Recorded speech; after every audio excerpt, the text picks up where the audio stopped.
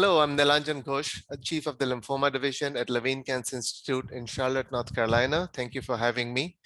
We're going to talk about the combination of mosunetuzumab and polatuzumab.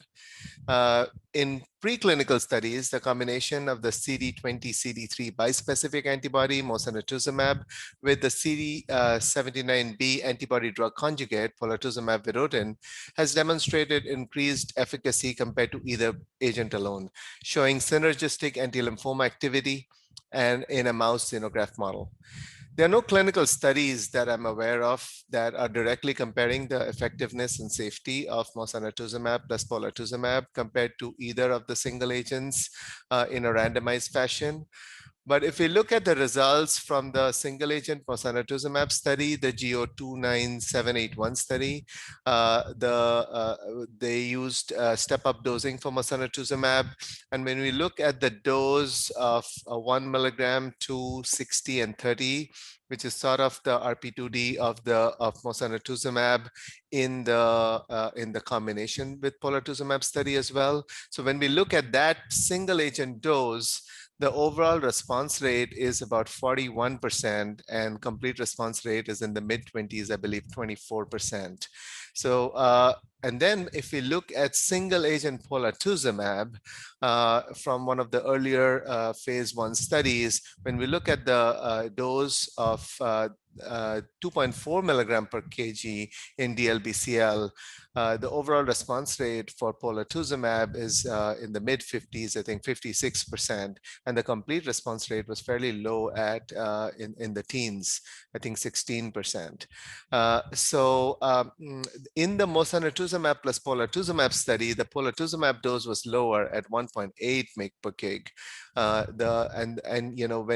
When we did the combination in this phase 1 study of mosun plus pola, the overall response rate in the entire population, which was including mostly DLBCL, but there were 3 patients with follicular lymphoma grade 1 to 3A included. So out of the 22 patients, majority were DLBCL or transformed lymphoma or follicular lymphoma 3B. And in that entire population, the overall response rate was 68%, and the complete response rate was 55%. And then if we look at just the aggressive lymphoma cohort, there, the overall response rate was 63%, and the complete response rate was 47%. So, obviously that appears to be much more than what we saw in the single agent studies in the past.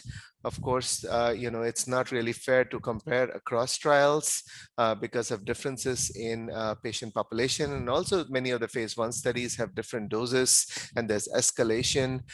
So it's a little bit difficult to do, but that's all we have for now. Based on that, I would say that there's certainly synergy between these two very active agents. And moreover, in the mosun plus polatuzumab study, we saw several patients with ongoing complete remissions lasting for more than a year after stopping both mosun plus pola. So in the combination study, mosunetuzumab was given for given up to 8 cycles if someone achieved a complete remission, and 17 cycles if they were in a partial remission or stable disease. Polatuzumab was stopped at 6 cycles. So even after stopping, we are seeing patients who continue to be in durable complete remissions, which is very encouraging. Of course, we'll need more patients and longer follow-up to come to better conclusions over time. But at this time, I think it's very encouraging to see these durable CRs in a heavily pretreated and refractory population. So we do know that in this study, there were 80% of patients were refractory to the last prior therapy. So when we see some durable CRs over there with off treatment, I think it's very, very encouraging to think that there is a synergistic anti-lymphoma activity between these two agents. And just as a note, the CRS rate was very low, and there was only grade 1 CRS, so no grade 2 or higher CRS. And there were actually no neurotoxicity events. So very safe as well. The expected toxicities from the single agents were seen, for example, neuropathy and neutropenia, but nothing really out of the ordinary in terms of safety. So very safe and very effective combination, and promising combination for the future. So we'll see how the trial gives us more information over time. And thank you for having me.